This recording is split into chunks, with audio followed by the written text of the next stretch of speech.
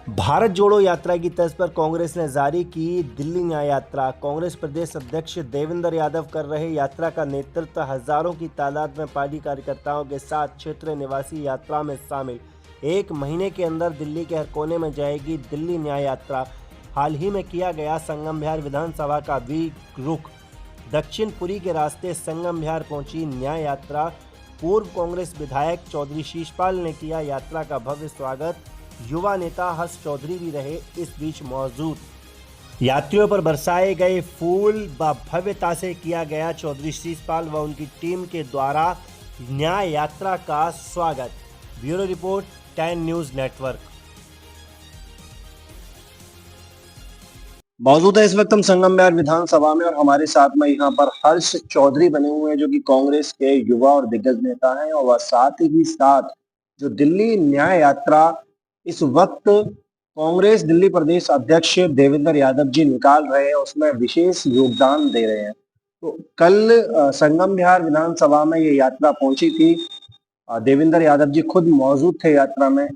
हर्ष भाई से जानेंगे कि क्या कुछ था जो रहा, और देवेंद्र जी के नेतृत्व में संगम विहार विधानसभा में किस तरीके से और काम करने की जरूरत है अभी।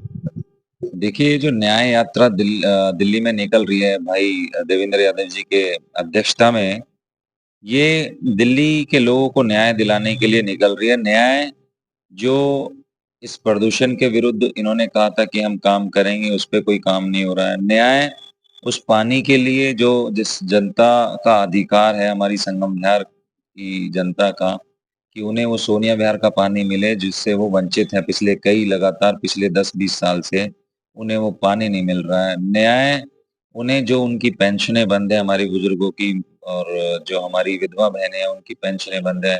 न्याय जो राशन कार्ड बंद है। न्याय जो हमारे बच्चे हैं, जो हमारा भविष्य है, जो इस देश का, ना केवल हमारे संगम विहार का बल्कि पूरे देश का भविष्य है, उनको पढ़ने की कोई सुविधा नहीं है। उनके लिए स्कूल कोई खोले नहीं जा रहे हैं। न्याय उन लोगों के लिए जो हमारे नौजवान साथी हैं, जो बेरोजगार हैं, जिन्हें रोजगार नहीं मिल रहा है, पढ़ लिख रहे हैं, किसी तरीके से बाहर जाकर पढ़ते हैं, कोई किसी तरीके से अपनी पढ़ाई पूरी करता है, और जब वो पढ़ाई पूरी कर लेता है तो उन्हें रोजगार नहीं मिल रहा है। तो इन सब चीजों को लेकर एक जागरूक करने के लिए देवेंद्र यादव जी ने, कांग्रेस ने एक ये न्याय यात्रा निकाली, और कहीं न कहीं इसमें इससे एक नया जोश और एक नई उम्मीद जनता के बीच में जगी है। लोगों को नई उम्मीद अपनी कांग्रेस में फिर से वापसी की उम्मीद जगी है। संगम विहार विधानसभा की बात करते हैं क्योंकि विधानसभा करीब है, विधानसभा के चुनाव करीब हैं और लोग अपने अपने तरीके से अपनी अपनी दावेदारी ठोक रहे हैं। कुछ लोग ऐसे हैं जिनका चेहरा अचानक से दिखता है और बाकी टाइम वो छुप जाता है, क्या कहेंगे। देखिए, कांग्रेस पूरा हमारा एक संगठन है, एक विचारधारा है, और ये विचारधारा, इसमें जितने नए लोग जुड़ेंगे अच्छी बात है, जितने नए लोग चेहरे आएँगे अच्छी बात है। एक अकेला एक चेहरे से थोड़ी ना कोई काम होता है। कांग्रेस से जो भी नया व्यक्ति आता है, जुड़ता है, अच्छी बात है। हम भी चाहते हैं नए लोग जुड़ें, तभी कहीं न कहीं परिवर्तन होगा। इस संगम विहार में एक नई दिशा मिलेगी, लोगों को उम्मीद जगेगी, तो लोग साथ जुड़ेंगे हमारे साथ। विधानसभा में विधायक जो हैं दिनेश मोहनिया, उनकी बात करते हैं। अभी हाल ही में एक एफआईआर हुई है, उनमें उन्होंने फल वाले को मारा है ऐसा आरोप है और उनके ऊपर एफआईआर कर दी गई है फल वाले की तरफ से, क्या कहेंगे।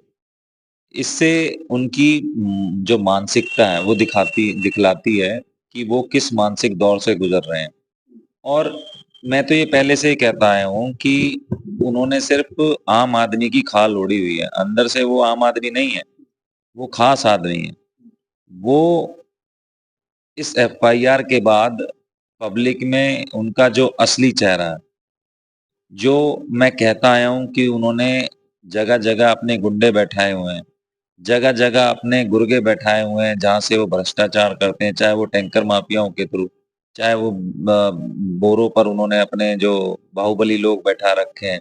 और आज उनकी भी मानसिकता सामने आ गई है कि एक गरीब फल वाले को मारते हैं, वो किस तरीके से मारा गया है, क्या उस समय उसने, अगर दुकानदार ने अपने विधायक से वहाँ पर सफाई करने के लिए अगर कहा कि मेरे यहाँ सफाई नहीं होती है, गंदगी ज़्यादा है, इसको सफाई करा दिए, तो ये तो विधायक और पार्षदों की ज़िम्मेदारी बनती है। विधायक पार्षद क्यों चुने जाते हैं? वो इसलिए चुने जाते हैं कि वो जनता की सेवा करें, और जनता ने अगर उससे सवाल कर लिया तो इसमें बुराई क्या हुई है? मारपीट में के आके तो सीधा अपना उन्होंने मानसिक 10 न्यूज नेटवर्क की टीम जब उनके पास में पहुंची विधायक जी से पूरा प्रकरण जानने के लिए, तो उन्होंने ऐसा बताया कि जो दुकानदार है उसने एंक्रोचमेंट कर रखी थी, कुछ सामान जो दुकान का था वो बाहर था। रतिया मार्ग से जब हम गुजरते हैं तो सारा रोड रेहड़ी वाली पटरी वालों के एंक्रोचमेंट के तहत आप देखते हैं कि किस तरीके का है। तो सिर्फ उस दुकान पर कार्रवाई या विधायक की उस दुकानदार के ऊपर प्रताड़ना और बाकियों के ऊपर क्या? देखिए वहां कितनी एनक्रोचमेंट थी नहीं थी, अगर थी भी तो उसका भी एक प्रोसेस होता है। ये थोड़ी ना कि आप जाएंगे और थप्पड़ मारेंगे उन्हें और इस तरीके से वो करेंगे। हमारे देश में कानूनी प्रक्रिया है, उसके थ्रू करें। दूसरा आप कह रहे हैं कि वहां पर जो इन्होंने एकदम से आके वो करा, वो तो हमारे क्षेत्र में रहते ही नहीं है, ना उन्हें मालूम है किसी चीज का कि क्या वो कर रहे हैं। वो तो एक तरीके से फरमान जाहिर कर देते हैं कि तुगलकी फरमान जिस टाइप से हुआ। आपने कुछ दिन पहले भी देखा होगा कि उनकी नींद खुली, क्षेत्र में आए तो रेहड़ी पटरी हटाने लगे थे। दूसरे दिन उनकी नींद खुलती है तो वहां पर लोगों के बीच में जाकर 50-50 हजार रुपए का चालान कटवा देते हैं।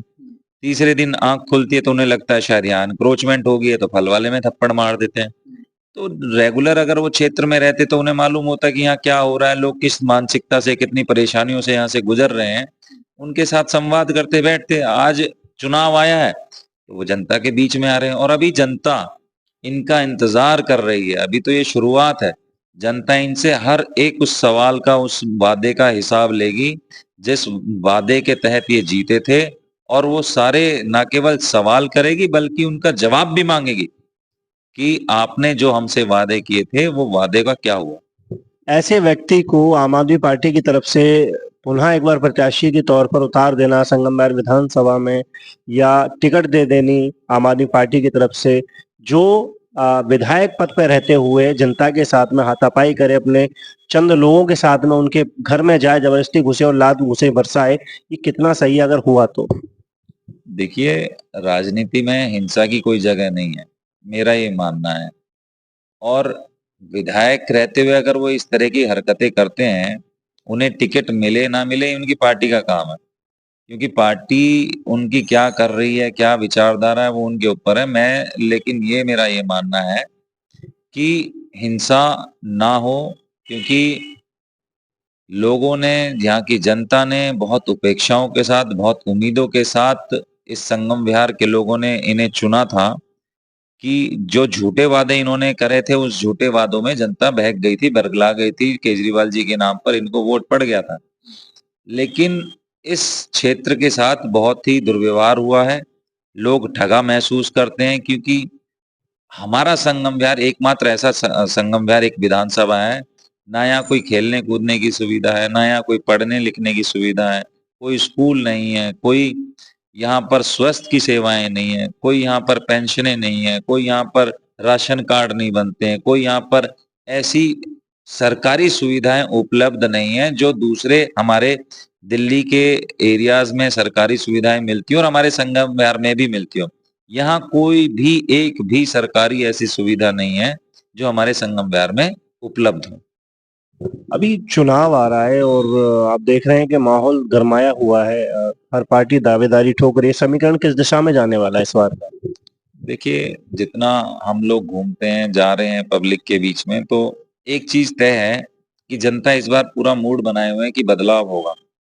अब जब चुनाव आएगा, जब चुनाव चलेगा, कौन लोग प्रत्याशी होंगे, कौन चुनाव लड़ रहे होंगे, क्या माहौल बनेगा, लेकिन जनता ने इस समय ये मूड बना लिया है कि बदलाव होगा। और ये जनता कह रही है कि भैया इस बार बदलाव होगा, और बदलाव तय है क्योंकि जनता चाहती है कि कुछ चेंज हो, कुछ नए लोग आए, कुछ नए तरीके से काम हो। क्योंकि पिछले 10-11 साल में वही झूठी बातें, वही झूठे वादे, और विधायक का क्षेत्र से हमेशा बाहर रहना। जब भी जनता उनके खानपुर वाले ऑफिस में जाती है तो वो मिलते नहीं है, ना वो घर में मिलती है, ना ऑफिस में मिलते हैं।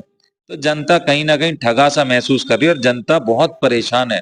लोग बहुत परेशान है क्योंकि विधायक एक ऐसा जनप्रतिनिधि होता है जो आम आदमी से, जो नॉर्मल लोग हैं उनसे direct one two one touch रखता है।